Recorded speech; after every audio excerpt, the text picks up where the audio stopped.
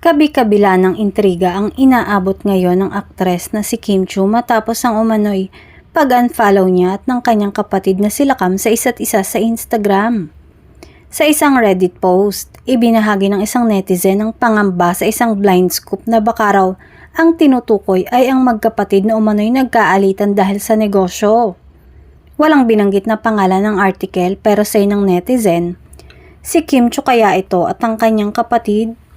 Very timely kasi ng article na to sa recent unfollow issue. Napakalungkot naman if ever. Nakakaloka pa nga at nadawit ang aktor na si Paolo Avellino sa issue di umano ngayon ng magkapatid. Say pa sa post, parang ang payo daw kasi kay Kim ay maging aware lalo na sa pera na pinaghihirapan at maging sa negosyo na pinapasok. At sakto daw na ngayon ay nagkaroon ng issue na ganito.